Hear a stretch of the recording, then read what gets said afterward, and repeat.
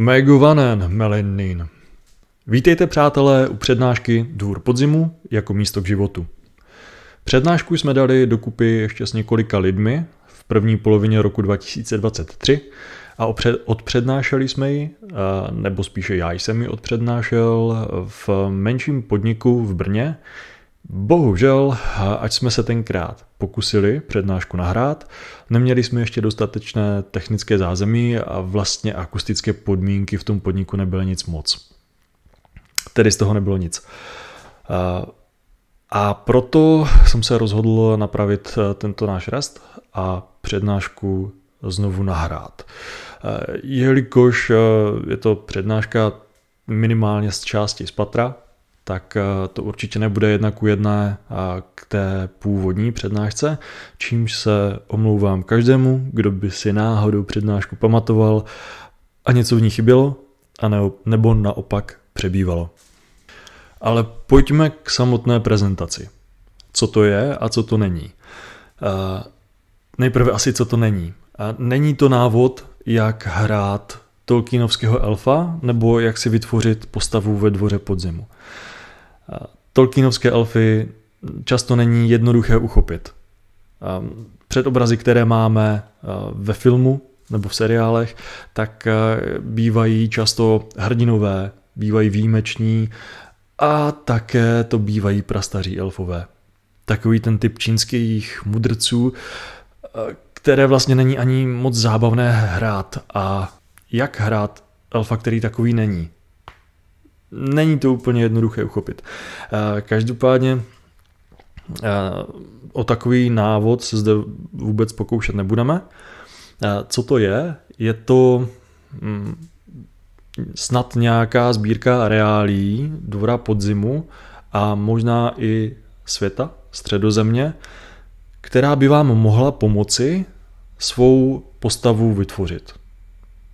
Začít o ní přemýšlet, kde by se taková postava mohla vzít, proč by se mohla přidat ke Dvoru podzimu, jestli se tam nenarodila, jaká by mohla být její motivace, čím by se mohla živit, co dělá pro zábavu, co dělá pro své živobytí, čím je přínosem své komunitě, co prožila, co může znát, co znát naopak třeba nemůže. Takový malý disclaimer. Většina informací bude poplatná hlavně konci 3. věku.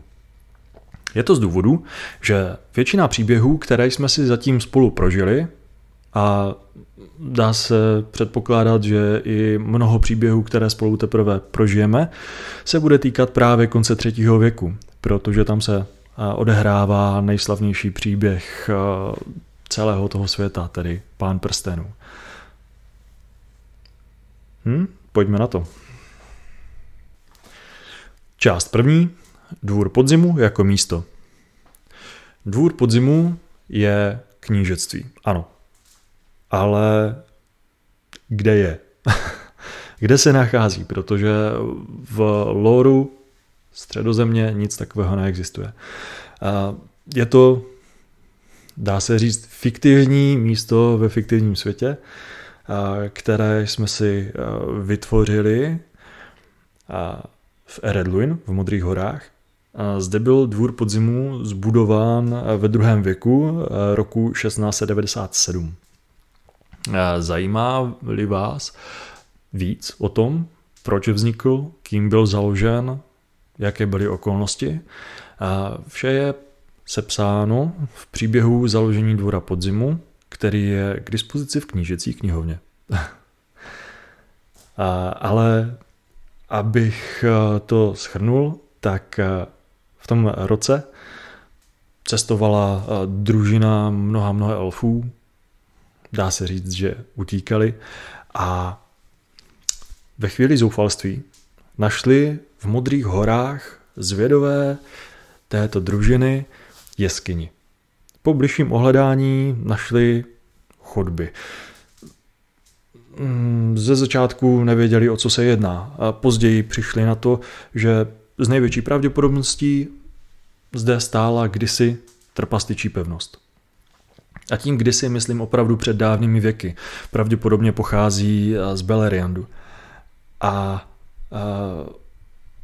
na troskách této pevnosti si podzimští nakonec zbudovali své sídlo. Nejprve pevnůstku, poté palác, poté celé knížectví. Ano, dvůr podzimu stojí na ruinách trpasličí pevnosti, ale nepředstavujte si prosím zříceninu, na kterou se vydáte o víkendu na výlet.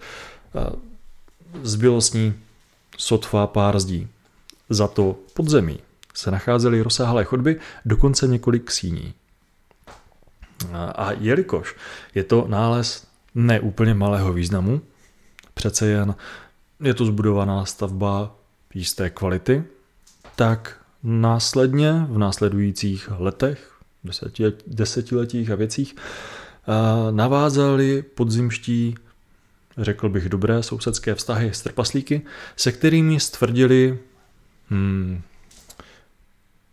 vlastnictví tohoto zbytku trpasličí pevnosti. Byly podepsány smlouvy a navázány diplomatické styky. Pokud koukáte na přednášku na videonahrávce a pouze neposloucháte audio, tak právě vidíte slide prezentace, na kterém je výřez mapy. V tomto výřezu můžete vidět malý červený křížek. Je to přibližné umístění dvora podzimu, tedy středu jeho knížectví, hlavního sídla a paláce. Nachází se na mapě kousíček nad pramenem západního přítoku řeky Lun. Tento malý kousíček na mapě je to opravdu pár milimetrů, půl centimetru, pokud se bavíme tedy o defaultním rozlišení mapy. Ale ve skutečnosti je to zhruba 40 km nad tím pramenem. Jen tak pro představu, jaké je zhruba měřítko. Ještě se k tomu určitě dostaneme. A když jsme u té mapy, pojďme se podívat na to, jak dvůr podzimu vypadá na mapě. Jaké jsou hranice toho knížectví a co to vlastně znamená. Pokud koukáte na nahrávku, vidíte teď mapu, na které je takový malý červený hrášek. To je knížectví samo. Tedy je to zhruba 30 kilometrů v průměru. Takový okruh okolo paláce. Velmi zjednodušeně řečeno, dá se říct, že to je kam oko dohlédne z hlásky paláce. To je to hlavní knížectví. Proč je to zrovna takto? Je to velmi prozaické. Tuto vzdálenost jste s trochou snahy, pokud jste šikovný stopař, elf, anebo pokud jste koňmo, jste schopni překonat v rámci jednoho dne. Bez toho, aniž byste museli někde nocovat. A zároveň tím, že je to na dohled, tak je možné v případě útoku nebo nějakého neštěstí rychle vyslat jízdní stráže, vojáky, kohokoliv, kdo by mohl na místě pomoci. Ale samozřejmě to není konec knížectví, nebo nejsou to jeho přímo hranice. A potom je tady druhá oblast. Tu bych nazval územím dvora podzimu. Ne knížectvím samotným, ale územím, které pod to knížectví spadá. A v knížectví, v té malé oblasti, v tom hrášku, se nachází hlavně to hlavní sídlo. A přilehlé pastviny, nějaké menší usedlosti, statky, prostě co tak ke knížectví patřit může. Ta větší oblast se nachází převážně v povodí západního přítoku řeky Lun a je to území, nad kterým má dvůr podzimu stále moc, nadvládu.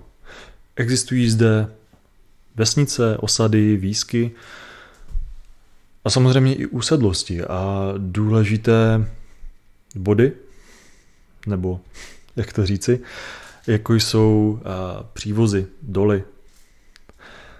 posvátné háje a podobně. A všechny tyto důležité body na mapě spadají pod dvůr podzimu.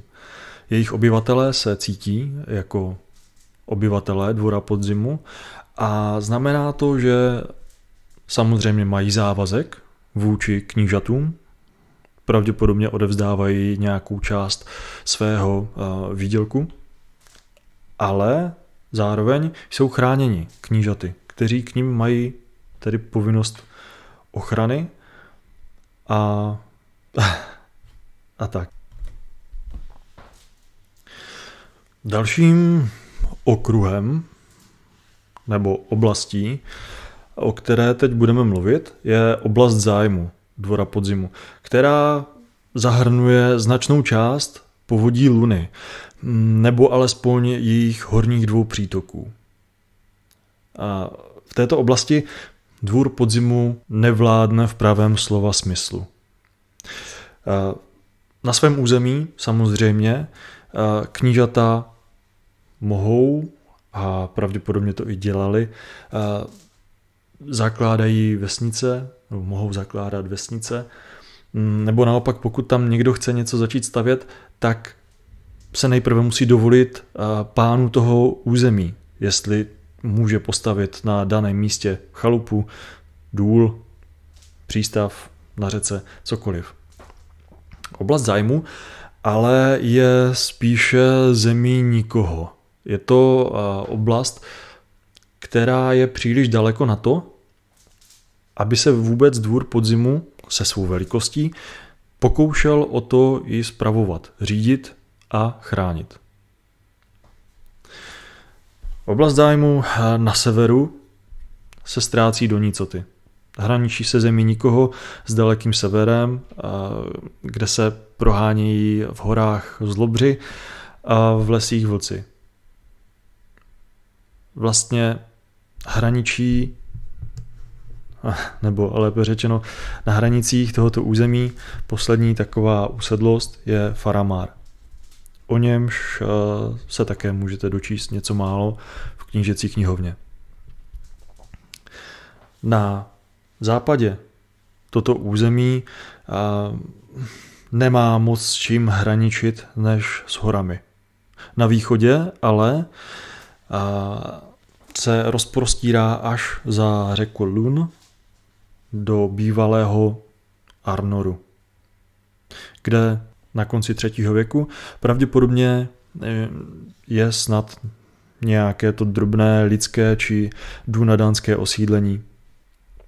Za to na jihu oblast zájmu dvora podzimu hraničí s územím eredluinských trpaslíků a s územím šedých přístavů, tedy s královstvím Lindon. O tom si řekneme něco málo více později. To bylo zhruba tak nějak, jak vypadá území dvora podzimu. Jsou tam 3 sféry, tedy knížectví samotné, jeho území a jeho oblast zájmu.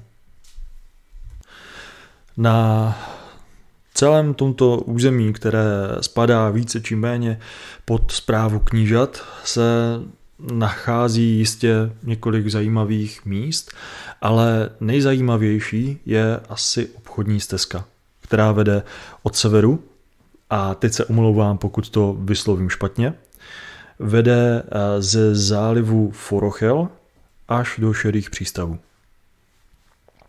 Stezka vede z velké části po vodě, po řece Lun a jejím severním přítoku. Obchodují na ní jak seveřané z Forochelu, tak dvorští, tak lidští usedlíci a trpaslíci a samozřejmě elfové ze šedých přístavů. Putují po ní tedy jak ze severu kožešiny, slonovina nebo mrožovina, kostěné výrobky, nekvalitní jantár a z dvora třeba vlna, dřevo a řemeslné výrobky od lidských usedlíků a osídlení, která k řece a ke stezce mají přístup, nějaké další jejich výrobky. Od trpaslíků zase řemeslné, ale nejzajímavější samozřejmě jsou tovary a zboží ze šedých přístavů. Šedé přístavy nejenže jsou snad jediným místem, odkud momentálně lze odplout do Valinoru, ale pořád jsou to přístavy. Kotví v nich lodi, které brázdí pobřeží od severu na jih a dovážejí mnohé zajímavé zboží. Koření, barvy, plátna, exotiku a drahocennosti. A toto směňují samozřejmě s tím, co mohou nabídnout místní. Podíváme-li se na oblast, ve které dvůr má větší či menší zájem, pokrývá celý prostor, nebo téměř celý prostor mezi oběma horními přítoky řeky Lun. Už jenom tento prostor mezi těmi přítoky je velké území, opravdu obrovské. Je velmi těžké si to představit, jelikož naprostá většina map Středozemě postrádá měřítko. Ale pro představu, toto území, které jsem zmínil, je velké asi Jihomoravský kraj, který má průměr něco přes 100 kilometrů. Pro nás 100 kilometrů není nic. Autem to zvládnete za hodinku. Až 2. Záleží, jak jedete, záleží, kudy jedete. Ale pro obyvatele Středozemě, pro obyvatele Dvora Podzimu, to může být opravdu velká pouť. Záleží samozřejmě, jak takový člověk putuje. Člověk, elf, trpaslík, je to jedno. Ale budeme-li počítat s tím, že putují divočinou, takže podobně jako společenstvo prstenu, mají vybavení do přírody, mají nějaké zavazadla, mají zásoby, po případě tovar, který se snaží někde prodat, tak jsou naloženi a tato pouť může zabrat týden až 2. To bylo území Dvora Podzimu. Ať už přímo území nebo oblast zájmu, ale co je za jeho hranicemi, jsou tam samozřejmě sousedé. Protože ani tak vzdálený sever není úplně pustý. Pokud koukáte na video, vidíte výseč mapy, na které je naznačeno poměrně neuměle barvičkami několik barevných bublin. A ty bubliny znázorňují sousedy, které Dvůr Podzimu má. Začněme tím nejvíce komplikovaným. Na východní straně Dvora Podzimu se nacházel od věku Arnor.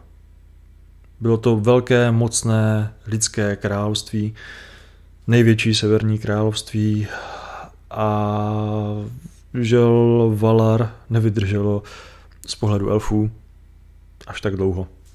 Po několika staletích o něj začali mít zájem síly temnoty. Arnor urputně vzdoroval. Nakonec se však rozpadl. Ať už vnitřním rozkolem nebo rozpínající se temnotou, rozpadl se na tři království. Snad je vyjmenuji správně. Měl by to být Arthedain, Rudaur a Cardolan.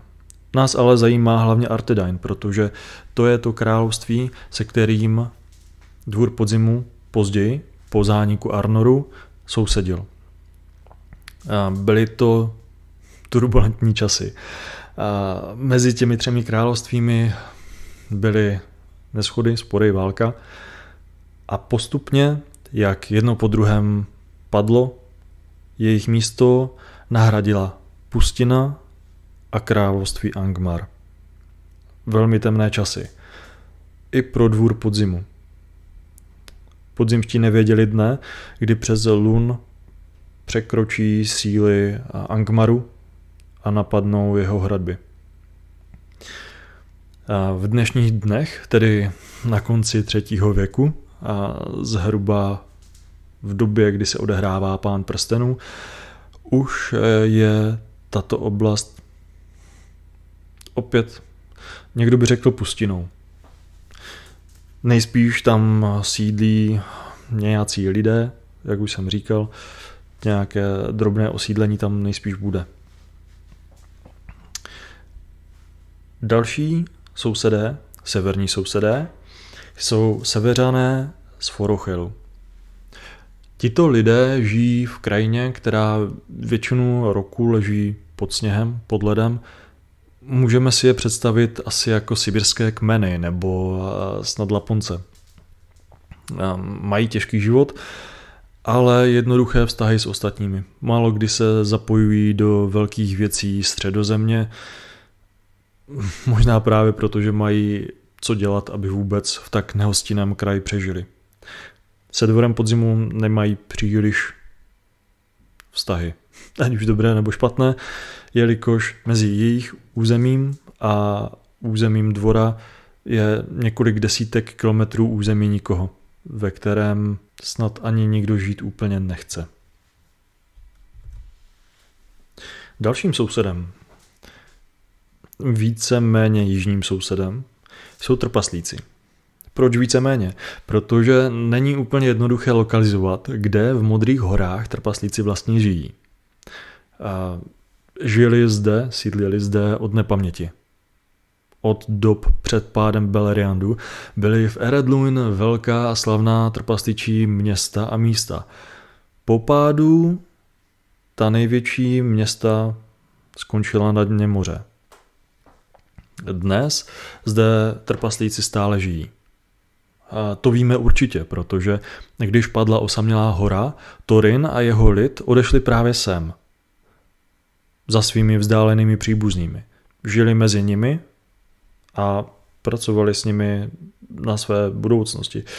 Víme, že Thorin se s tím osudem ale nesmířil, nakonec Modrou horu, osamělou horu dobil a část trpaslíků z Modrých hor odešla zpět pod osamělou horu.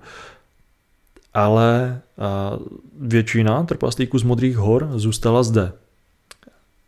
Když vezmeme v úvahu, kolik trpaslíků odešlo k osamělé hoře, tak v Eredluin musí být poměrně velká populace trpaslíků. S největší pravděpodobností sídlí a své slavné síně mají na jižním konci nebo na jižní straně Eredluin směrem na východ. Trpaslíci byli první sousedé, se kterými se podzimští setkali. Bylo to poměrně záhy, kdy byl dvůr podzimu založen. A je to dobře. Trpaslíci jim pomohli vybudovat mnohé. Palác i většinu toho, co ve dvoře podzimu teď stojí. Krom trpaslíků je tady ještě čtvrtý soused. Největší království elfů ve Středozemi na konci 3. věku. Rozkládá se na poloostrovu za Modrými horami a jeho hlavním městem jsou Šedé přístavy, tedy Midlond. A vládne mu Círdan, nejstarší elf, kterého známe. Šedé přístavy jsou velmi důležitým pro všechny elfy ve Středozemi, protože se jedná snad o jediné místo, odkud se dá odplout do Valinoru. Ale stále jsou to přístavy, neuzavírají se tolik do sebe jako ostatní říše. Posledním sousedem, který sice není na mapě, ale nesmíme jej opomenout, vlastně jsou nejrůznější osady, výsky, kočovné kmeny, tlupy a poutníci, kteří neříkají nikomu pane. Oficiálně nepatří pod žádnou říši, pod žádný kmen, pod žádného vladaře. Prostě žijí v pustině a nebo dokonce i uvnitř oblastí, které spadají pod dvůr podzimu. Ale jsou buď to tolerováni, anebo natolik nepoddajní, či dokonce nepřátelští,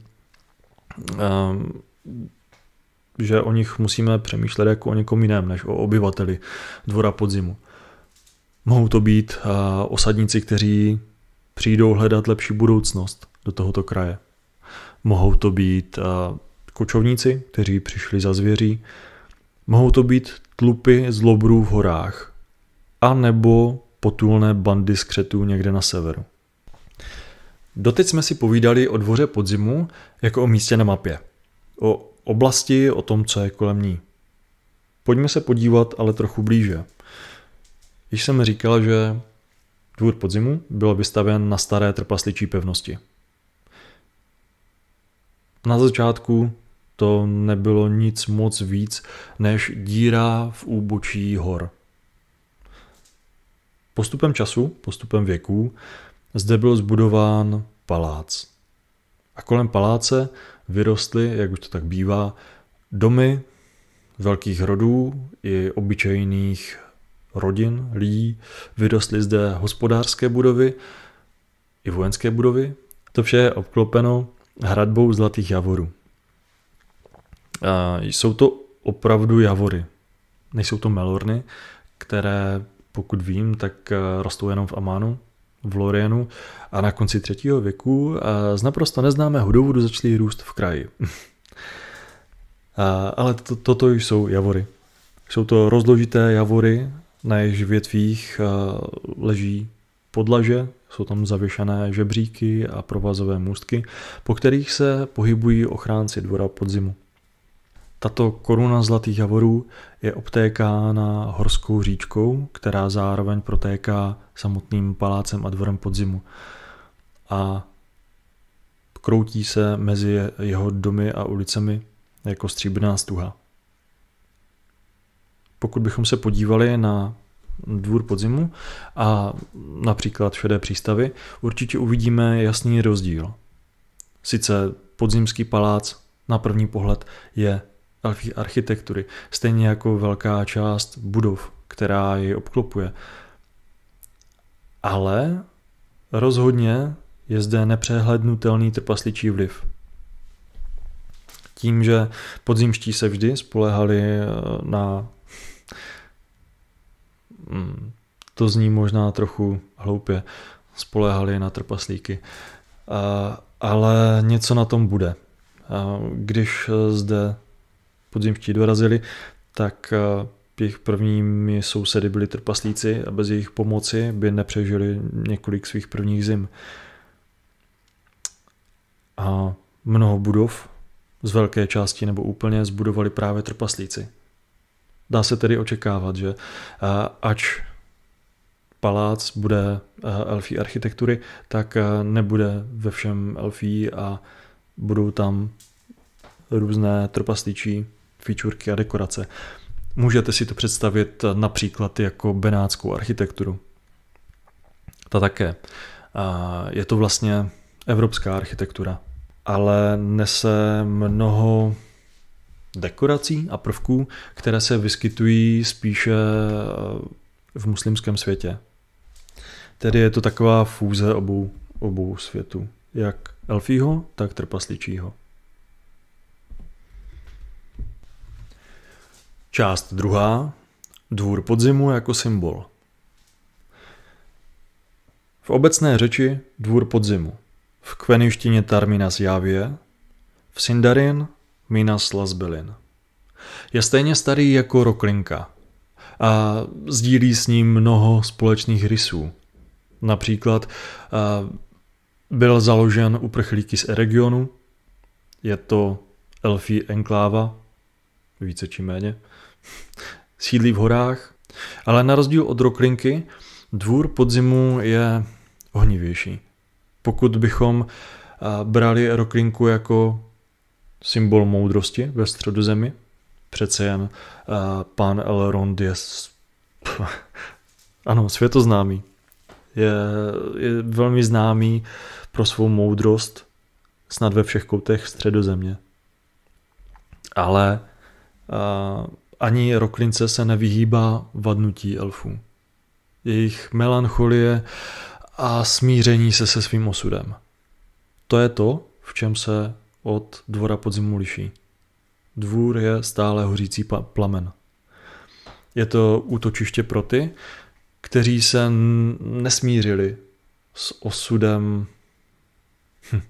umírajícího lidu a nezanevřeli na stará spojenectví, na boj proti temnotě.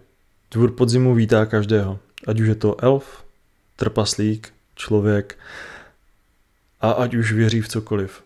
Pokud je schopen a ochoten žít s ostatními v míru a pokoji a pracovat na stejném cíli, což většinou bývá právě boj proti temnotě.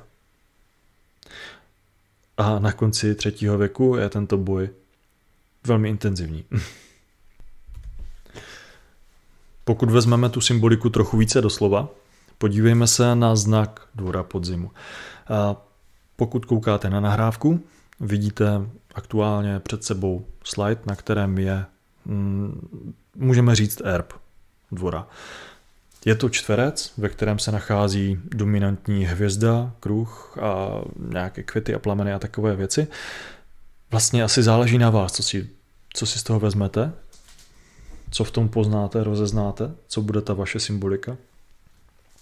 Stejně jako každá postava přichází do dvora se svou vlastní motivací a ze svých vlastních důvodů, i ve znaku Dvoru podzimu můžete vidět své vlastní symboly. Ale než se pustím do nějakého vysvětlování těch symbolů, které tam ve skutečnosti byly zamýšleny, nebo aspoň několika z nich, tak si udělejme si maličké okénko do elfí heraldiky. Protože elfí heraldika, tolkienovská elfí heraldika, je dost odlišná od heraldiky, kterou známe my z lidské historie, tedy z naší evropské historické heraldiky. Elfí heraldika se značně liší od heraldiky, kterou známe z evropské historie. Má několik zákonitostí a několik zvyklostí. Zákonitostmi je třeba, že ženy mají erb v kruhu, muži mají erb ve čtverci, který je postavený na vrchol, a rody nebo domy či jiné celky, správní celky, mají svůj erb ve čtverci, který je postavený na hraně. Jako zvyklost můžeme brát to, že většina erbů je středově souměrná. Vytváří jakési mandaly. Ale zdaleka to není pravidlem. Navíc mnoho význačných osobností nebo rodů má svůj erb. Ale erb je poměrně složitá záležitost. Na to, aby byla například na štítu, nebo na nášivce, nebo na plachtě. Proto každý, kdo má svůj erb, má ještě malý znak.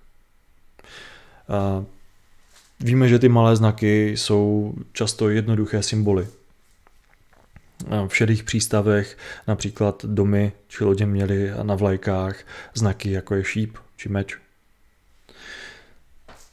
Stejně jako velký znak i malý znak symbolizuje svého vlastníka.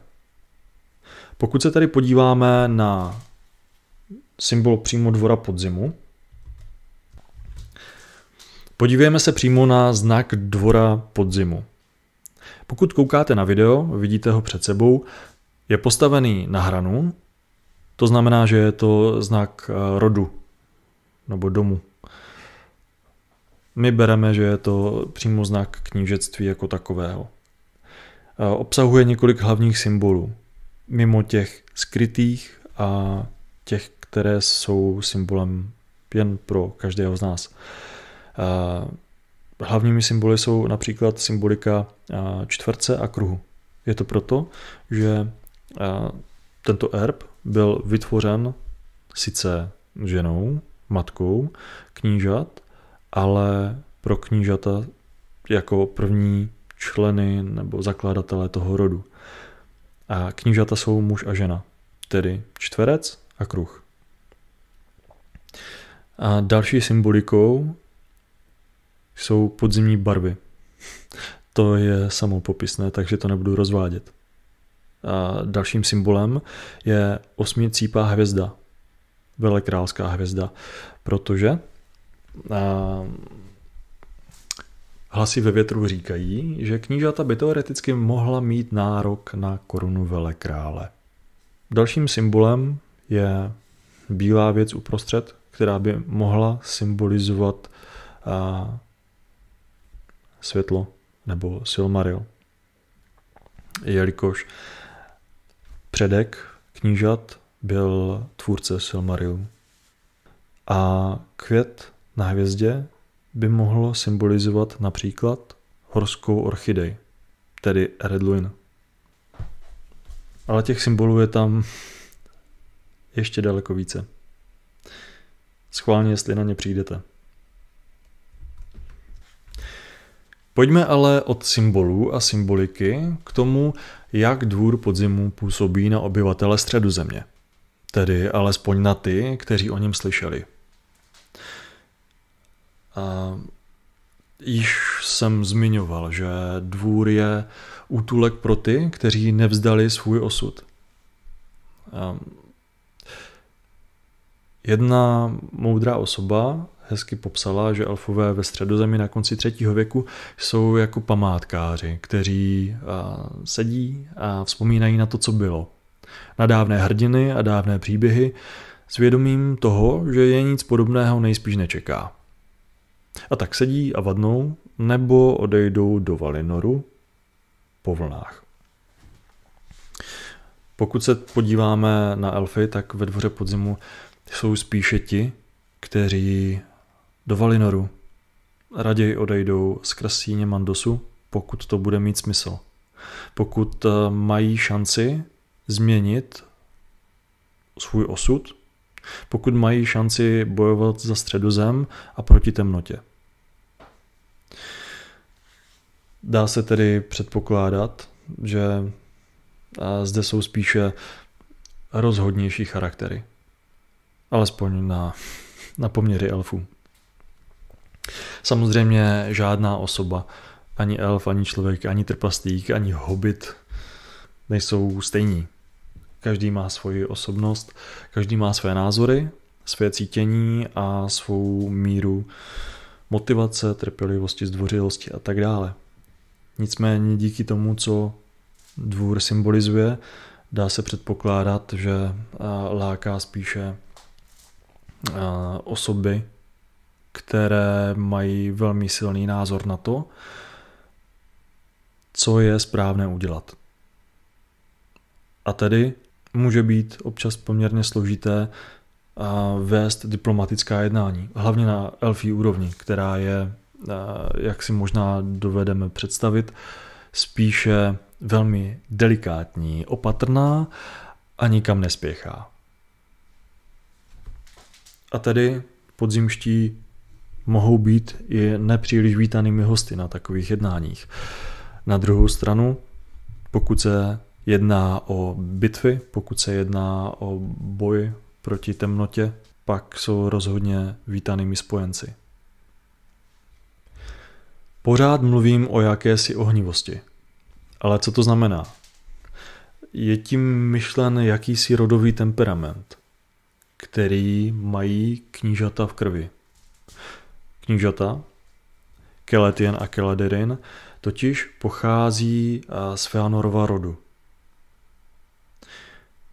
Ano, v loru jako takovém žádné takové postavy neexistují. Jsou to naše fiktivní postavy. Víc se můžete dozvědět v příběhu Dvora podzimu, který se nachází v knížecí knihovně. Teď bych to ale shrnul tím, že Feanor byl geniální řemeslník. Vytvořil tak triviální věci, jako je písmo, v uvozovkách triviální, i tak nepochopitelné věci, jako jsou Silmarily, po kterých toužili i samotní Valar. A tento genius sebou nesl šílenství. Feanor zemřel a nechal po sobě pěknou spoušť, 7 synů a jistou přísahu. Jeden z jeho synů, Curufin, Nevím popravdě, jak moc zdědil řemeslného umění, ale rozhodně zdědil něco z přesvědčení a z odhodlanosti a z temperamentu svého otce. Nakonec to s ním nedopadlo úplně nejlépe. Ale jeho syn, Celebrimbor, se zřekl svého otce i svého děda a snad i díky tomu se mohl stát vládcem, knížetem Eregionu. Vládl v Ostin-Edilu a byl to právě on, kdo vykoval většinu prstenů na popud Saurona. Protože ač se zřekl činů svého otce i svého děda a vlastně se tak oddělil od toho rodu, alespoň ve svém srdci, tak v jeho žilách pořád koloval stejný temperament. A ačkoliv asi zředěný, tak stejně tak v jeho žilách kolovalo nadání pro řemeslo. Toužil znát víc. Možná svého děda nenáviděl, možná ne, ale jistě věděl, co dokázal a možná se mu snažil i vyrovnat, ať už z jakéhokoliv důvodu. Díky tomu naslouchal našeptávání Saurona, který ho ještě ve sličné podobě nabádal a poňoukal. Bohužel pýcha předchází pád a tak i Celebrimbor umřel. No ale co to znamená? Znamená to, že knížata mají teď jaksi dilema nebo dědictví obou těchto názorových proudů, obou těchto světů. Mají temperament, mají nadání a zdědili i odkaz svého otce, tedy moudrost a snad i nějaké správňáctví, ale určitě zdědili i odkaz svých dalších předků, tedy neuváženost, možná dokonce nějakou lehkovážnost a rozhodně špatnou pověst, kterou snad napraví, nebo již napravila. A což mimochodem může být i motivace různých postav, které přichází nebo přišly do dvora podzimu. A ať už to je právě odkaz Celebrimbora, nějaká moudrost, anebo to je odkaz Feanora. A o to je to zajímavější, že tady máme ty dva názorové proudy, které oba působí na knížata a na sebe navzájem. A sice na jednu stranu jsou opačné, jdou proti sobě, na druhou stranu jdou za stejným cílem, což může vyvolat velmi zajímavé osudy. A taková zajímavost, koruna velekrále. Koruna velekrále nebo titul velekrále neznamená, že někdo, kdo je velekrálem, je svrchovaným vládcem všeho elfstva ve Středozemi. Je to spíše vojenský titul. Maršál nebo vrchní velitel v případě, že elfové jdou do války. A je potřeba jedna osoba, která bude říkat, co se má dělat. Každopádně teď se koruna válí někde ve vzduchoprázdnu, protože původní velekrál padl, několik dalších velekrálů taky a myslím si, že poté, co padl Gil-galad, tak velekrálský titul na nikoho dalšího nepřešel a snad Galadriel byla poslední, která jej odmítla. To ale znamená, že jsou tady další kandidáti, kteří rodově by na něj mohli mít nárok, tedy pokud ona opravdu titul odmítá. Možná je mezi nimi i Elrond ale rozhodně mezi nimi jsou knížata Celedarin a Celetian. Respektive by mezi nimi byl Celebrimbor, ale ten už, jak víme, je po smrti. A jak to tady doopravdy je, jestli ten nárok existuje nebo neexistuje, jestli by to byla příliš velká drzost si takový titul nárokovat nebo ne, to nám třeba vykreslí některý z budoucích příběhů. Uvidíme. Čímž se dostáváme k diplomacii. Knížata na konci 3. věku už jsou dospělí, tedy na poměry elfů. Ale stále mají svůj temperament. A stále strkají nos do věcí Středozemě. Jsou odhodláni i díky osudu svých rodičů, i díky osudu elfů i neelfů ve Středozemi bojovat proti temnotě. Bojovali s ní uvnitř svých hranic i za nimi a pokud mohou, tak působí tam, kde mají největší impact. To znamená, že občas opravdu strkají nos do cizích věcí. Vměšují se, jsou proaktivní na politické scéně Středozemě.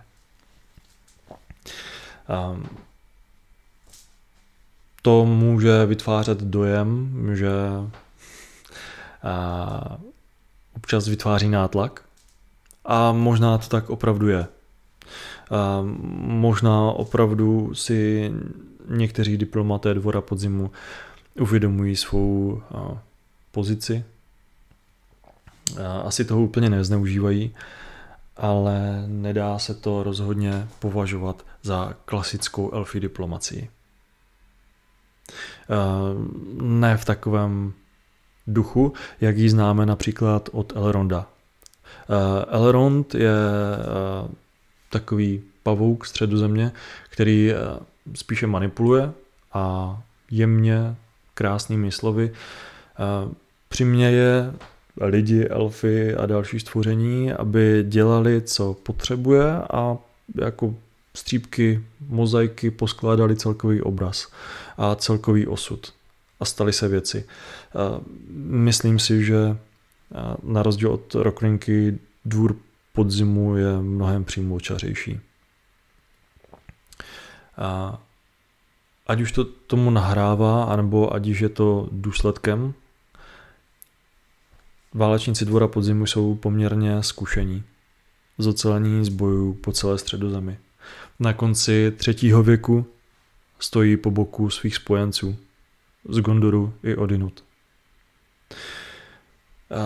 Ale zároveň je v tom i jakási zemitá nátura, řekl bych. Nebo my bychom možná řekli, že je někdo splachovací. Dvůr podzimu díky tomu, jaký je, a rozhodně není nahlížen 100% pozitivně všemi významnými panovníky Středozemě. Ale to neznamená, že by se podzimští k ním nebo k jejich národům měli stavět nepřátelsky.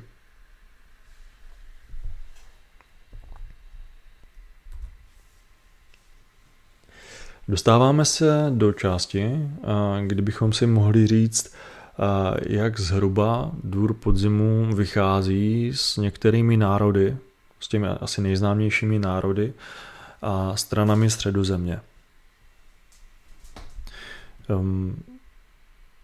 To, co řeknu, rozhodně není radno brát dogmaticky, ale spíš jako jistá příchuť těch vzájemných vztahů, tak jak by asi mohly být. Tím, jaká je nátura těch národů a jaká je nátura dvora. První je Arthedain. Arthedain existoval několik staletí a v průběhu těch staletí vlastně prošel proměnou od převážně dunadanského národa, který byl proelfský, až po umírající království. Ale Arthedainští vždy byli dvorem vnímání spíš jako přátelé a dobrý soused. A věřím, že dvůr podzimu převážnou času existence Arthedainu samostatného byl vnímán podobně. A také když byla bitva o Fornost, tedy o hlavní město Arthedainu a v jisté chvíli snad i Arnoru jako takového, tak podzimští bojovali na straně světla proti temnému pánovi. Temnému pánovi Angmaru. Říše, která se rozkládala z části na stejném území jako Arthedain. Je to severní říše, plná zlých divokých lidí a skřetů a bůh ví jaké další verbeži. Tam asi není moc co rozvádět. Angmar a dvůr podzimu jsou nepřátelé od pohledu. Další je Arnor. Opět je to říše, která byla v podstatě na stejném místě, akorát v jiném čase. Bylo to Dunadanské království, hrdé království lidí věrných, kteří přišli z Númenoru, když už je královi muži vyhnali a elfy prohlásili, vlastně ani nevím, čím je prohlásili, ale neměli je rádi. Byli věrní elfům a společnému přátelství a to rozhodně přetrvávalo i dokud Arnor existoval a byl sousedem dvora podzimu. A co se týče dalších sousedů, trpaslíků z Modrých hor, elfové a trpaslíci jsou často vnímáni jako dva protipóly. Národy, které se od pohledu nesnáší. Ale není tomu tak. Rozhodně ne v Tolkienovi. Ano, jsou jisté rozkoly mezi skupinami elfů a skupinami trpaslíků. Jsou i nesmířitelné křivdy, ale není to 100% platné. Podzimští se na trpaslíky mnohokrát museli spolehnout, zvláště když přišli do Modrých hor. A myslím si, že jim toto nikdy nezapomenuli. A mnoho trpaslíků se s elfy z dvora podzimu natolik spřátelilo, že do dvora přesídlili. Tedy tam ty vztahy budou vzájemně nejspíše přátelské. S mírnými výkyvy samozřejmě. Pořád jsou to dvě různé mentality, dva různé světy. A další soused dvora podzimu, Lindon, šedé přístavy. Lindon je velké království. Oproti němu je dvůr podzimu jen hrášek na mapě. Je to poslední velké království a řekl bych poměrně civilizované z pohledu dnešního člověka. A také mají mnoho diplomatických vztahů, ale pořád jsou to převážně telery, spíše umírnění elfové, pro které podzimští mohou představovat bouřičství nebo snad nějakou skupinu vandalů, kteří si nedají pokoj. Z druhé strany podzimští mají Lindon rádi. Když tedy přihmouříme oko nad jejich umírněností. Když jsme vyčerpali víceméně své sousedy, vidím, že v seznamu chybí Severané. Tam je ten vztah spíš asi není. No. Severané z Forochelu jsou spíše sami pro sebe. Nikoho neobtěžují, po nikom nic nechtějí a jsou příliš daleko, aby se někdo zajímal o ně. Ale pojďme zpátky k tomu kraji, který následuje v seznamu. Hobiti. Co jsou to hobiti? Klade si asi otázku mnoho elfů, když jim někdo řekne, koukni, já jsem z kraje. Kraj je podobně jako Forochel, sám pro sebe. Málo hobitů docestuje dál než do hůrky nebo kousek za ní.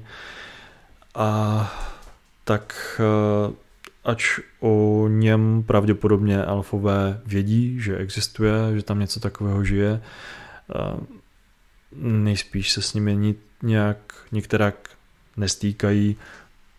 Hobiti nemají, co by jim mohli nabídnout, a tak tam není moc důvod pro nějaké diplomatické styky. I kdyby nakrásně hobiti měli nějakou centralizovanou vládu a diplomaty. Co se týče Roklinky, s Roklinkou má dvůr podzimu takový spíš hořko-sladký vztah. Knížata v Roklince dlouho studovala u pána Elronda. Ale po dobu, kterou spolu strávili, tak došli k tomu, že jejich světonázory se liší. Na některých věcech i velmi zásadních se neshodnou. Vzájemně se tyto dvě knížectví respektují, ale o nějakém přátelství či nepřátelství těžko říct, jestli se vůbec můžeme bavit. Khazad-dûm, Morie. Trpaslíci z Morie, dokud existovala, byli přáteli Eregionu. A vlastně, když Eregion padnul, tak na pomoc Ostin Edilu dorazili šiky trpaslíků právě z Khazad-dûm. Nebýt jich, tak by spousta elfů, kteří prchali, došli svého konce toho dne a nikdy by nezaložili Roklinku. Proto morijským trpaslíkům patří minimálně vděk elfů, kteří o tomto hrdinství vědí. A vzhledem k tomu, že knížata jsou potomky vládce Ostin Edilu a Eregionu, tak tohoto vědoma si jsou. Na konci 3. věku Khazad-dûm samozřejmě je ve stavu, v jakém je, takže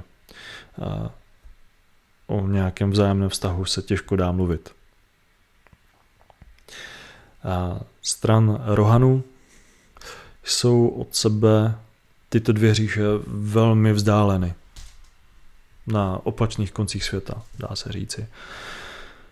Nebo aspoň toho světa, o kterém má cenu se bavit. Přesto ten vztah je nejspíš úctivý. Pořád jsou to dvě říše, které nemají důvod mít spolu spor. Naopak mají společné spojence. A tak jsou spíše něco jako spojenci také. Gondor a dvůr podzimu jsou přátelsky naladěni. Dvůr podzimu pomáhá Gondoru a gondorští pomohli v minulosti, minimálně v minulosti, i dvoru podzimu. Už jsem mluvil o bitvě o Fornost, tam bojovali gondorští a podzimští bok po boku. A od té doby ještě mnohokrát. Když půjdeme od Gondoru dál, od dvora podzimu, narazíme na Mordor. To je podobný příběh jako Angmar. Podzimští a mordorští se napadají od pohledu. A dál Harad, Umbar a celý ten jich. Vlastně Harad a Umbar jsou dvě dost odlišné etnika. Zatímco Harad si můžeme představit jako pouštní národ, Umbarští jsou spíše civilizovaní svým způsobem, pobřežní piráti, mořeplavci, a kde Harad má svého chána, sultána, či co tam vládne, má centralizovanou vládu. Umbar má spíše syndikát kapitánů flotil. A kde Harad vždy byl spíše jakousi pěchotou či kanonfutrem temného pána či temných pánů, Umbar je pozůstatek původních Numenořanů. A co se týče vztahu ke dvoru podzimu,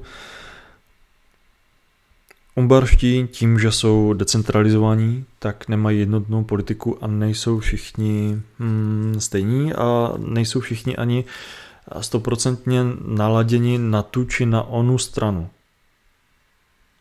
Někteří se prostě nechali Mordorem najmout, někteří samozřejmě bojovali určitě i z přesvědčení, aby uctili Melkora, temné duchy, temné bohy.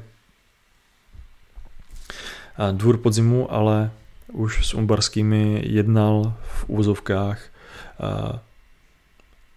úvozovkách s umbarskými i ve víceméně přátelském duchu. V jednom z příběhů, který jsme hráli. A co se týče Haradu, Harad má jednotné velení, jednotnou vládu, která je na konci 3. věku loutkovou vládou Mordoru. A tedy diplomatické vztahy jsou podobné jako s Mordorem, ač možná opatrnější. Co se týče ostatních národů, které se ve Středozemi mohou vyskytnout a určitě vyskytují, jako je Hrun Dale, teď nevím, jak se to vyslovuje česky, Osamělá hora a tak dál. Nechme se překvapit příběhy, které teprve přijdou. Jak to vlastně mezi sebou máme. Část 3. Dvůr podzimu jako knížectví.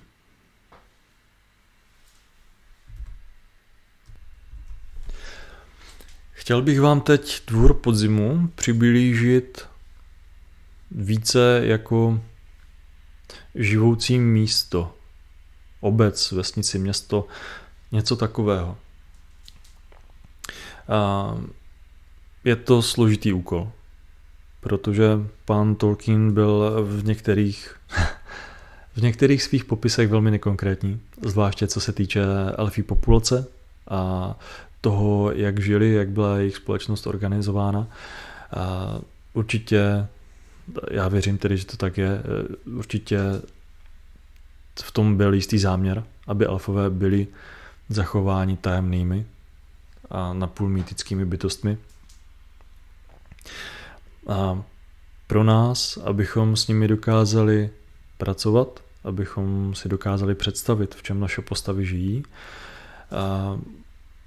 ale potřebujeme trochu konkretizovat některé obrysy, některé kontury. Tedy se o to pokusím. Ve dvoře podzimu, jak už jsem nastínil, mnohokrát jsem to řekl, nežijí jenom elfové.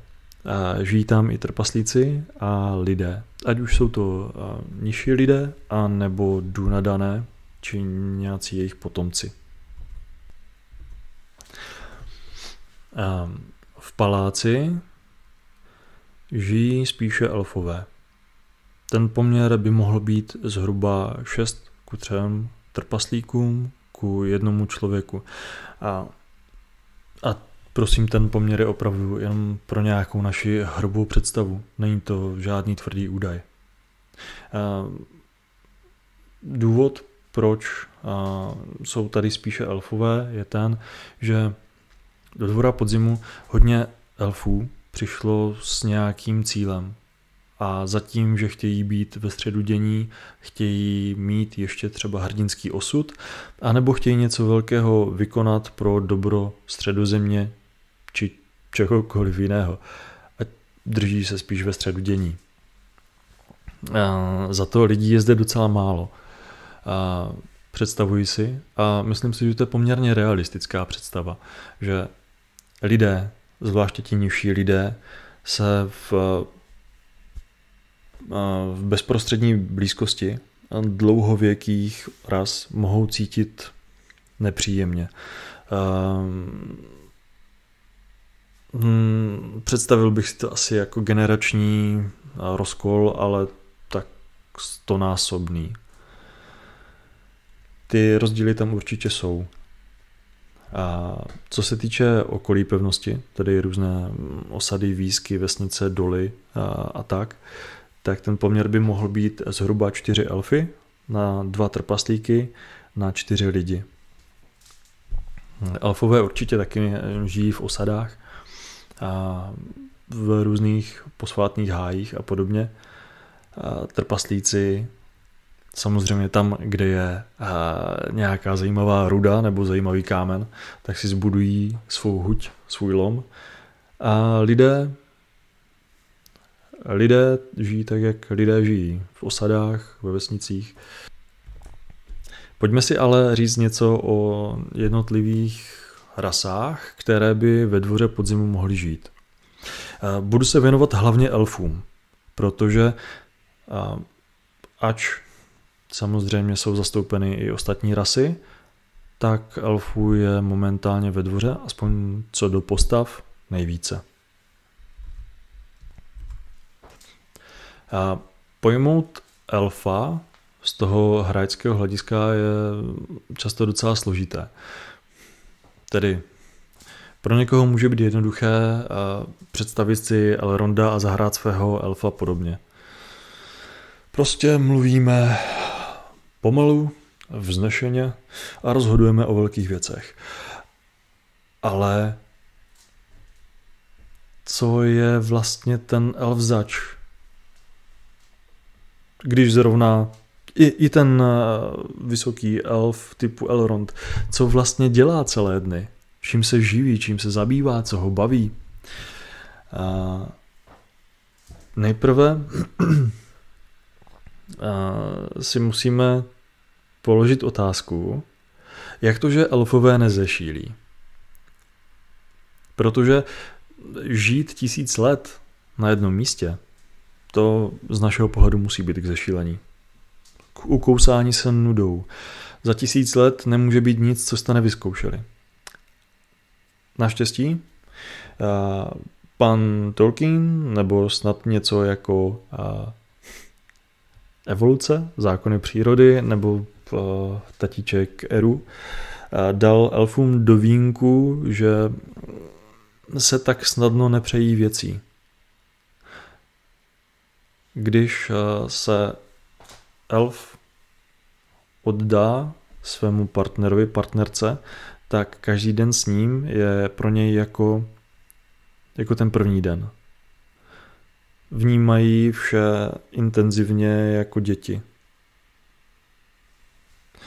To je možná důvod, proč jsou tak zaujatí tím, co vnímají, co dělají, proč jim přijde svět tolik krásný. To je spíš než něco, co se dá hrát, tak je to spíš asi zdůvodnění toho, proč mohou existovat víc než 1000 let staří elfové a stále nespáchat sebevraždu. Ale to, že žijí 1000 let, znamená také to, že mají 1000 let na to zkoušet věci. Mohou se nejen zdokonalit v nějakém povolání, ale mohou se zdokonalit za ty 1000 let téměř v každém povolání.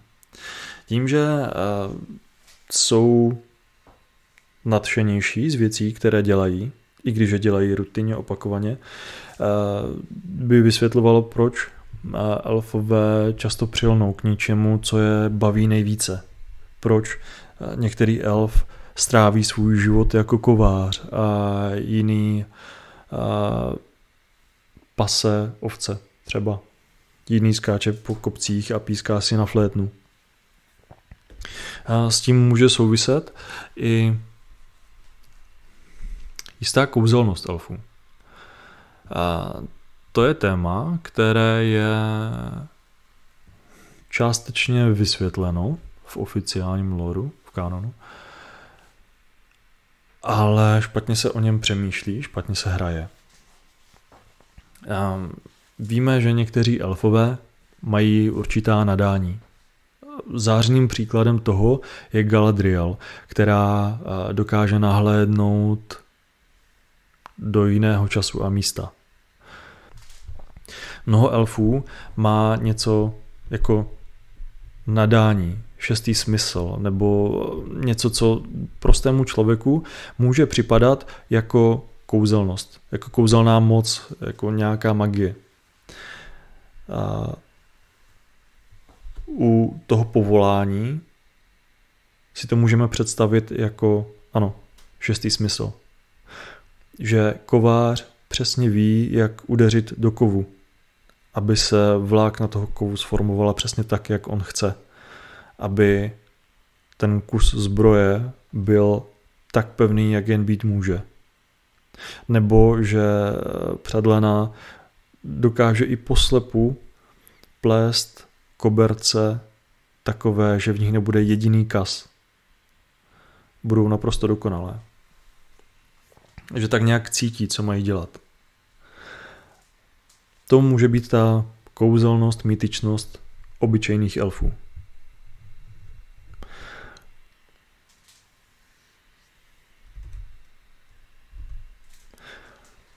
A pak jsou tady velké skutky. Něco, co bychom mohli nazvat velkými kouzly. Ne něco tak pasivního, jako šestý smysl, ale aktivní působení moci. Už jsem zmínil Galadriel. Ona je toho zářným příkladem. Například toho její nazírání skrz zrcadlo Galadriel. To jsou velké skutky, které někteří elfové dokáží. Ať už z jakéhokoliv důvodu. V případě Galadriel je to kombinace jejího nadání, vrozené moci a naučených dovedností, které získala ještě ve Valinoru. Tedy je rozdíl mezi pasivní kouzelností a aktivní kouzelností. A naprostá většina elfů velká kouzla neumí. Maximálně jsou něčím nadaní. Jsou možná v něčem lepší než lidé. Ale pojďme dál. Tohle je život elfa. Elfové samozřejmě mají svá povolání stejně jako každý jiný. A dokáží si osvojit mnoho znalostí a dovedností za svůj život. A to tedy i znamená, že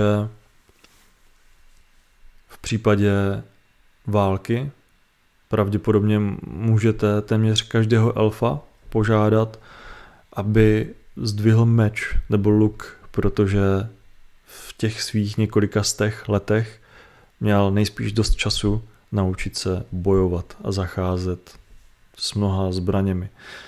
Stejně jako vládne mnoha povoláními a dovednostmi.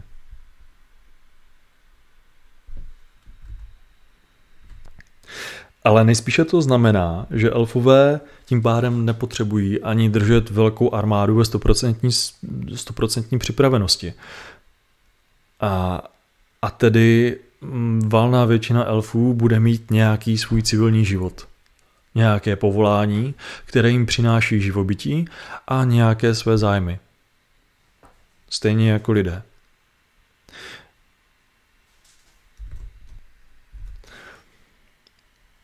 Elf může skončit život ve Středozemi dvěma způsoby.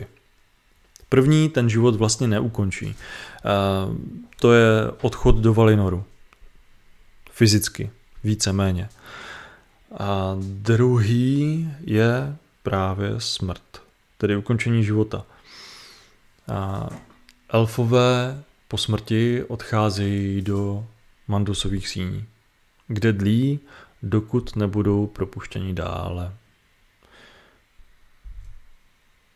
Smrt může být pro elfa i jaksi vědomá, protože teď to nedokážu jistě dobře vysvětlit. Elfové mají jinak poskládané tělo a duši než lidé a tak jsou daleko vědomější v tom, jak jejich tělo bude vypadat, co bude dělat a například jestli se vyléčí nebo jestli zemře. I proto je málo elfů, kteří jsou nemocní, ale mohou zemřít na zármutek. Jako například hrozilo Arwen, pokud by Aragorn nedošel svému osudu. A také možná proto elfské léčení vypadá jinak než to lidské. Lidé léčí tělo fyzicky. Přikládají obklady, obvazy, šijí rány. Elfové spíše, ano, samozřejmě ošetřují i fyzicky, ale léčí například zpěvem. Tím, že působí na duši toho elfa a přimějí, aby ta duše vyléčila tělo.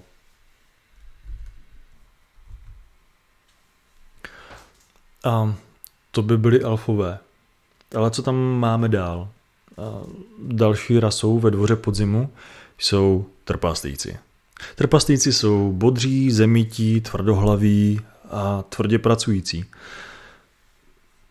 Jsou dlouhověcí, ale jinak jsou vlastně hodně podobní lidem. Nebudu je tolik rozvádět, protože o nich vlastně po hříchu zas tak moc nevím. Stejně jako o Dunedanech, o kterých víme, že jsou dlouhověcí, mohou se dožívat klidně 150 let. Ti nejčistokrevnější i mnohem více.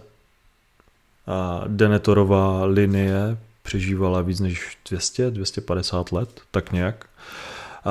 No a zbývají lidé jako takový, tedy takový jako my. A to jsou prostě normální lidé. Mohou být hodní, zlí, hloupí, chytří. Ale co ostatní bytosti? Samozřejmě jsou tady další rasy. Ve Středozemi jsou hobiti, skřeti, zlobři a tak dále. Těžko si představit, že by ve dvoře něco takového žilo, zvlášť u těch temných ras, že? Ale samozřejmě jsou i další bytosti. Jsou duchové, jsou kouzelná mluvící zvířata a různé majar a podobně. Možná něco takového by se ve dvoře mohlo skrývat. Ať už v knížectví jako takovém, nebo někde v lesích, v horách. Ať už to přišlo z jakéhokoliv důvodu, a nebo to tam žilo vždy. Přece jenom jsou to pradávné hory a hory mají své duchy. Pojďme se teď podívat na život ve dvoře podzimu. Jaká je struktura společnosti, která tam žije? Pokud bychom to měli srovnat s lidskou společností, kterou známe a kde víme, že lidé mají rádi hierarchii, že tady máme pány a kmány, tak elfové samozřejmě také mají nějakou hierarchii. Ale tam, kde v lidské společnosti je to daleko více o moci, tak v elfí společnosti je to mnohem meritokratičtější. To znamená, že větší váhu má ten jedinec, který má větší zásluhy. Ať už to jsou zásluhy v podobě hrdinského skutku, a nebo nějakou zásadní rolí v té společnosti. Ve dvoře podzimu konkrétně, nahoře, úplně nahoře, jsou dvě knížata. Keletian a Keladerin. To jsou svrchovaní vládci tohoto knížectví. A ti jsou obklopeni svou družinou. Prosím, nepředstavujte si to jako družinu, která se vydala z roklinky hodit prstínek do sopky. Ani jako školní družinu, nebo dvůr na dejme tomu, dvoře Ludvíka XVI.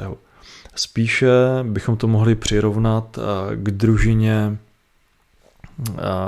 antického nebo středověkého knížete. A jsou to osobnosti, které jsou důležité. Buď to pro samotného vladaře, anebo pro fungování jeho armády, jeho knížectví a tak dále. Může tam být například důlmistr, protože někdo musí řídit, kde se co bude těžit a kam se to bude vozit, za kolik se to bude prodávat. Může tam být velitel stráží, může tam být velitel osobní gardy, může tam být jejich přítel, může tam být jejich duchovní vůdce nebo podpora, může tam být správce knížecí knihovny.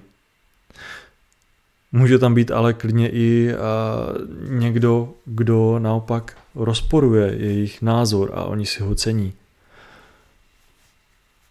Může tam být někdo, kdo jenom naplňuje místnost svou pozitivní energií a pro toho vladaře je to cenné. A nebo tam někdo může být z nějakého čestného titulu, jako například nějaký hrdina dávné bitvy. A když půjdeme za tuto družinu, tak pomyslně pod nimi důležitostí je posádka dvora podzimu, tedy skupina osob, které jsou svým povoláním vojáci. Posádka spíš nemá žádné další povolání. Jsou to ti, kteří stráží hradby, hlídají území dvora podzimu a v případě sporů tyto disputace řeší.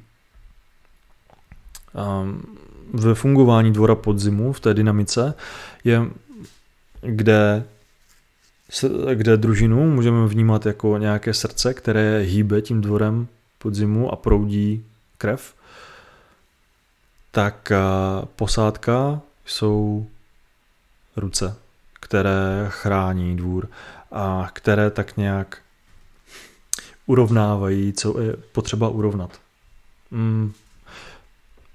V době války samozřejmě jsou to válečníci, ale v době míru si je můžeme představit i trošičku jako policii. A poslední vrstvou obyvatelstva jsou prostě obyvatelé, kteří nespadají do žádné z těch vyšších kolonek. A to sice je nějaká hierarchie, ale pokud by vedle sebe stál běžný obyvatel dvora a kníže, mluvili by spolu více či méně na stejné úrovni. Jistě s nějakou mírou úcty, která se hodí, když mluví obyčejný obyvatel s knížetem nebo obecně se šlechticem, ale šlechtic by na něj nejspíš nezhlížel nějak z vrchu, protože to je té společnosti ve dvoře spíše cizí. Ještě bych k tomu dodal takové dvě maličké poznámky. První poznámka ke knížatům. Knížata jsou, a je to asi nejlepší popis, paní Kolombová. Jsou vždy někde za kopcem a kdyby tady byla, tak vyřeší veškerý problém, ale jelikož zde nejsou, musíme problémy řešit my. Knížata by vždy rozhodla spravedlivě a moudře, ale svěřila tuto zodpovědnost nám. A knížata by tento útok vedla rozhodně velmi statečně, ale právě bojují na daleko důležitějších bojištích. Tedy jsou to jakési autority, ne autority, spíše příběhové postavy. Kdežto družiníci jsou naprosto bez problémů hratelné postavy. A druhá poznámka, obyvatelé, neobyvatelé. Mluvil jsem o obyvatelích, ale myslel jsem tím tedy jednak obyvatele dvora podzimu, kteří se tak sami vnímají, stejně jako osoby, které ve dvoře žijí, ale vlastně jeho obyvateli být nemusí. A nevztahuje se to ani 100% jenom na ty obyvatele, ale klidně i na družinu. Je možné, že v družině je na, řekněme, dobu určitou například diplomat nebo přítel z Gondoru, ze šedých přístavů. Stejně jako mezi obyvateli mohou být trpasličí obchodníci, kteří sice zde dlouhodobě žijí, ale vlastně jsou věrní svému vlastnímu království. Můžeme si to představit jako občanství. A pokud budu žít 3 roky ve Francii, ale nenechám si změnit občanství, tak budu stále Čech. Co se stane, když jde dvůr podzimu do války? Samozřejmě má nějakou trvalou posádku. Má posádku a knížata mají svou osobní gardu. A ať už jde celý dvůr do války, anebo knížata jen pořádají některou ze svých výprav, na které často doprovází právě členové posádky nebo jejich osobní gardy či družiníci, tak jsou tady situace, kdy je potřeba mnohem více zbraní, mnohem více rukou, které jsou schopny nastavit kopí proti temnotě. V takovém případě jsou rozezněny polnice a zbraní se chápe i v uvozovkách obyčejný lid. V takovém případě jsou obyvatelé dvora podzimu požádáni, aby následovali svá knížata do boje. Ať už se zbraní v ruce, nebo alespoň jako doprovod armády. Protože armáda samozřejmě jsou ženy a muži se zbraněmi. Ale armáda potřebuje jíst, pít, potřebuje bydlet, potřebuje své ranhojiče, potřebuje zábavu, hygienu a tak dále. Tudíž i v době války je potřeba nejen vojáků. Což je samozřejmě i podnět na hry, zvláště na bitvy, na kterých budeme mít ležení. Často bojujeme s tím, jak hrát v ležení. A faktem je, že ano, v bitvě jsme každý válečníkem nebo nějakým jiným způsobem k tomu boji přikládáme ruce. Vys naše bohyně a bohy cukru a vína. Ale v ležení ne každý z nás musí bojovat. A je tolik zajímavých rolí, které armáda potřebuje a které mohou vytvořit ten život. Pojďme ale zpět od řinčení zbraní. Už jsme si řekli, jaké bytosti zhruba v dvoře podzimu žijí a jak je ta jejich společnost členěná. Ale co je to vlastně za společnost? Dvůr se nachází v horách, což nám může něco málo napovědět. Minimálně čím se asi živí, co je zdroj jejich obživy, příjmu, co jedí, možná i trochu jací budou náturou. Ve dvoře je smíšené obyvatelstvo. Možná jsou i přímo ve dvoře něco jako maličké čtvrti, které jsou jenom trpasličí nebo jenom elfí, ale ti lidé, když to tak řeknu, se stejně potkávají na ulicích, protože dvůr příliš velký není. A stejně tak na území dvora existují výsky a sídla, které jistě budou jenom trpasličí, nebo jenom elfí, nebo jenom lidská, ale pořád jsou to obyvatelé dvora podzimu. A určitě se potkávají na slavnostech, jarmarcích, když cestují do paláce, nebo spíš k paláci, zjistit novinky, prodat tovar a podobně. Nicméně pořád je to okraj světa. A na okraji světa se musíte spolehnout na to, co máte, a nebo to, co za vámi přijde. V případě dvora podzimu, už jsem zmiňoval, že sem vede obchodní stezka, si mohou něco opatřit od obchodníků, kteří putují až na daleký jih. Což je veliké štěstí, protože jistě hory poskytují velké bohatství. Kovy, kameny, dřevo, mnoho zvěře, a mnoho dobytka a dvůr podzimu má, řekl bych, prvotřídní vlnu. Ale co chybí na zdrojích, to chybí na rozmanitosti. Jistě, vlnu, látky dokážete obarvit některými bylinami a kameny, ale krásné syté barvy a nebo vůně, koření, to v horách málo kdy najdete. Určitě ne tak exotické a příjemné jako koření dovážené z jihu. Nebo cizokrajné látky, hedvábí z temného lesa například. To je věc, kterou nikde na úbočích Eredluin a v lesích, které na nich rostou, nenajdete. Zemědělství je základem každé společnosti.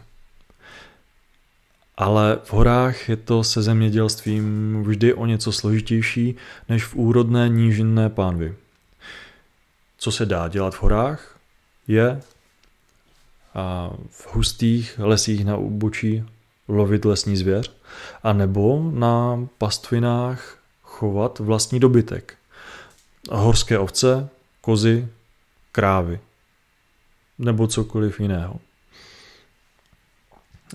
V horských potučcích a bystřinách je množství ryb a na trochu ploších plochách v údolíčkách se jistě dají pěstovat odolnější rostliny, které zvládnou náročné horské klima.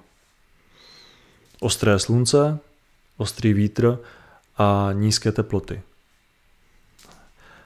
Ale co se nachází v lesích? Lesní včely. A co milují elfové? Medovinu. Tedy základní potřeby si dvůr podzimu minimálně z části dokáže zaopatřit sám. Z části, ano. Byly doby, kdy byl hlad a minimálně část potřebného jídla bylo nutné koupit.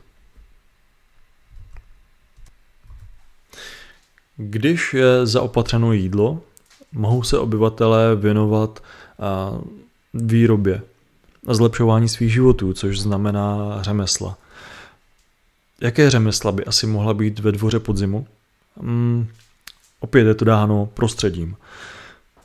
V horách se nabízí zpracování kovů a kamene. Takže určitě těžba, kovářství, šperkařství a to nejen mezi trpaslíky, ale i mezi elfy. Rozhodně na úbočích jsou nejen kameny, ale i nekonečné husté lesy. A tedy těžba dřeva a jeho splav po proudu do šedých přístavů, ale hlavně řezbářství a truhlářství. Na úbočích jsou nejen kameny a nekonečné lesy, ale i luka, na kterých se pase dobytek, což nám zase otevírá možnosti kožedělství. A to mimo jiné i přísun pergamenu a knihovnictví, písařství, výroba knih a vzhledem k tomu, že divoký kraj a elfové jasně implikují luky, tedy lukařství, protože máme k dispozici kvalitní dřeva a kvalitní živočišné suroviny. A v neposlední řadě to, v čem jsou vynikající trpaslíci, kamenictví, sochařství. Ale nedá se říci, že by knížectví bylo jedna velká řemeslná dílna. Má také pověst centra vzdělání. Na to, že se nachází na okraji známého světa. V knížecím paláci se nachází velká knihovna. V ní jsou obsaženy nejen svazky o tajných naukách a léčitelství a řemeslech a všem možném, ale také příběhy. A vzhledem k tomu, že knížata často vyrážejí na různé výpravy, tak i množství cestopisů, některé sepsané jejich vlastní rukou. Vzdělanost je potrava ducha. Ale co potěcha ducha? Plamen severu má svou kulturu. A nejspíš i docela unikátní kulturu, pokud ji srovnáme s ostatními elfími sídly ve Středozemi. Dochází zde k prolnutí elfí a trpastičí nátury, minimálně v architektuře, ale jistě se to promítá i do dalších oblastí. Sochařství, malířství, hudby, třeba i divadla, poezie. To, že je to horské sídlo, jistě dodává také na jisté zemitosti nebo přímočarosti. Od kultury už je jen maličký krůček k otázce, když už je všechna práce vykonána, co budeme dělat? Čím se podzimští baví v dlouhých zimních večerech? Sklizeň už je dávno v sýpkách, je večer, svaly jsou unavené, co dál? Rozhodně, když si představíte, jak se baví elfové, takové to lehce patetické poezie, unilá hudba, ale co třeba divadlo, tanec, knihy samozřejmě, ale pak tady máme ještě to prolnutí s ostatními stvořeními. Věřím, že v krčmách se bude hrát i něco jako stolní hry, nebo dokonce hazard. Nedovedu si představit, že by se trpastíci nad škopkem piva nesázeli. Ale jistým způsobem zábavy může být i alkohol nebo luxus. A festivaly, soutěže a svátky. To nepochybně patří ke každé společnosti. Od počátku věků se slavily slunovraty a třeba i úplňky, různá výročí. To je něco, co zvláště třeba v zimních měsících dodá na duchu.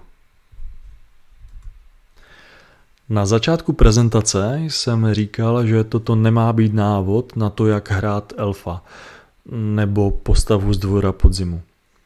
Ale velmi rád bych si myslel, že informace, které jsem se vám pokusil předat formou této přednášky, by vám mohly pomoci trochu vykrystalizovat představy takové postavy, nebo toho, jak by mohla žít, proč by mohla do dvora přijít, nebo proč by se do něj mohla narodit. A třeba i, pokud se ocitneme spolu v nějakém příběhu, jak bychom mohli interagovat, o čem bychom se mohli bavit. Jak bychom se mohli bavit? Tím myslím čím? Příběhy, hudba, hry, hazard. A proč ne klidně i to divadlo?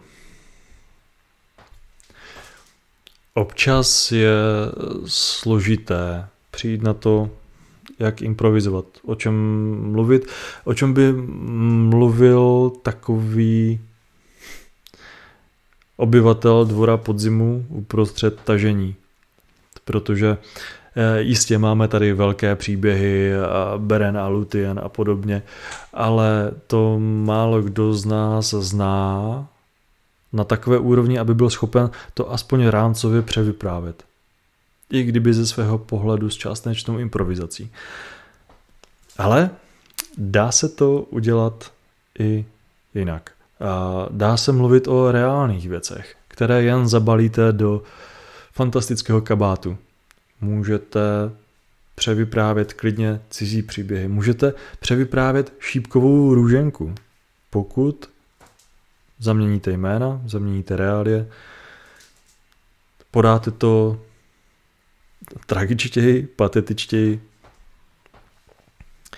Mluvit se dá o mnohém. Klidně i o vlastních událostech. Včera vás naštval šéf, můžete promluvit o tom, jak vás včera rozčílil váš nadřízený důstojník nebo mistr v dílně, ve které pracujete. A podobně.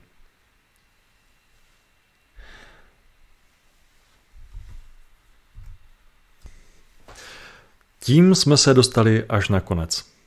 Díky, že jste se doposlouchali až sem. A děkuji Daveovi, Chris a Leren za spolupráci na této přednášce. Dají-li Valar, podaří se nám v budoucnu připravit nějaké další přednášky. Ještě několik témat máme a možná se podaří je i nahrát na první dobrou. Díky.